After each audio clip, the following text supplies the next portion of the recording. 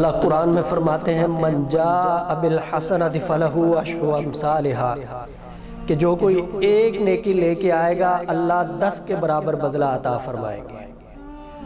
اعمال کرنا بھی اہم چیز ہے، سب سے اہم چیز اور کمال کی چیز وہ یہ ہے کہ اعمال کر کے ان کو محفوظ رکھا جائے۔ ایک آدمی نماز پڑھتا ہے، روزہ رکھتا ہے، صدقہ اور خیرات بھی دیتا ہے، لیکن ساتھ غیبت بھی کرتا ہے، بہتان بھی باندھتا ہے، الزام بھی لگاتا ہے اور لوگوں کے حقوق بھی دباتا ہے، تو ایسا کرنے سے اس کے نیک اعمال ضائع ہو جاتے ہیں۔ اعمال کرنے بھی ہیں اور پھر ان کو محفوظ بھی رکھنا ہے۔ اور اگر کوئی شخص یہ چاہتا ہے کہ دنیا کے اندر ہی اسے معلوم ہو کہ اس کا رب آخرت میں اس کے ساتھ کیا معاملہ کرے گا، تو اسے چاہیے کہ وہ اپنے آپ کو دیکھے۔ جس طرح وہ لوگوں کے ساتھ معاملہ کر رہا ہے، اللہ پاک قیامت والے دن اسی کے ساتھ اس طرح ہی معاملہ کریں گے۔ بہت ساری احادیث اس بات پہ دلالت کرتی ہیں، جیسا کہ حدیث پاک میں ہے تم زمین والوں پہ رحم کرو، آسمان والا تم پر رحم کرے گا، اور جو لوگوں کے عیوب پہ پردہ ڈالے گا اللہ اس کے عیبوں پہ پردہ ڈال دے گا۔ اور اسی طرح جو شخص دنیا کے اندر لوگوں کو معاف کرے گا، اللہ رب العزت کی ذات اس دن اس کو معاف کریں گے جس دن اس کو معافی کی سب سے زیادہ ضرورت ہوگی، اور جو لوگوں کو معاف نہیں کرتا اللہ اس دن اس کو معاف نہیں کریں گے جس دن اس کو معافی کی سب سے زیادہ ضرورت ہوگی۔ صحابی رسول کو اللہ کے محبوب صلی اللہ علیہ وسلم نے ان کی زندگی میں ہی جنت کی بشارت دی۔ جب عمل معلوم کیا گیا تو پتہ چلا کہ یہ رات کو سونے سے پہلے سب کو معاف کر کے سوتے ہیں۔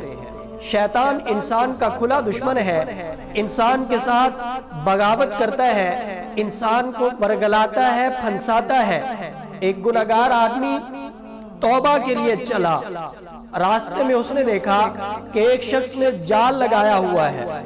جا کے اس سے پوچھا بھائی کون ہو اور یہ جال کس لیے ہے؟ تو اس نے جواب دیا کہ میں شیطان ہوں اور یہ جال لوگوں کو پھنسانے کے لیے ہے۔ اس نے سوال کیا اچھا پھر تو تم مجھے بھی پھنسائے گا؟ اس نے جواب دیا نہیں، میں ان لوگوں کو پھنساتا ہوں جن کی زندگی تھوڑی رہ جاتی ہے، تمہاری تو ابھی زندگی بڑی پڑی ہے، تمہیں پھنسانے کی مجھے کیا ضرورت ہے؟ اس آدمی نے سوچا کہ میری ابھی اتنی زندگی باقی ہے، ابھی مجھے توبہ کرنے کی کیا ضرورت ہے، میں بعد میں توبہ کروں گا۔ واپس چل دیا، راستے میں ہی تھا ملک الموت آ گیا، چل بھی تیاری کر تجھے لینے کے لیے آیا ہوں۔ اس نے واپس پلٹ کے دیکھا شیطان کی طرف تو شیطان پاس ہی کھڑا مسکرا رہا تھا اور کہنے لگا کہ دیکھو میں نے تمہیں کیسے پھنسایا۔ انسان کا کھلا دشمن شیطان ہے، انسان کو برگلاتا ہے، پھنساتا ہے، رب سے دور کرتا ہے، لیکن جو اللہ کے بندے ہیں وہ شیطان کے بہکاوے میں نہیں آتے، وہ شیطان کے دھوکے میں نہیں آتے، وہ اپنے رب کے ساتھ اپنا تعلق جوڑتے ہیں۔ جب انہیں توفیق ملتی ہے وہ اللہ سے معافی مانگتے ہیں، نیک اعمال کرتے ہیں، نیک اعمال کرنے میں دیر نہیں کرتے اور گناہ کرنے میں جلدی نہیں کرتے۔ گناہ ہو جائے تو فوراً اللہ سے معافی مانگتے ہیں، اور میرے اللہ سے جب معافی مانگی جاتی ہے تو اللہ فوراً معاف کر دیتا ہے۔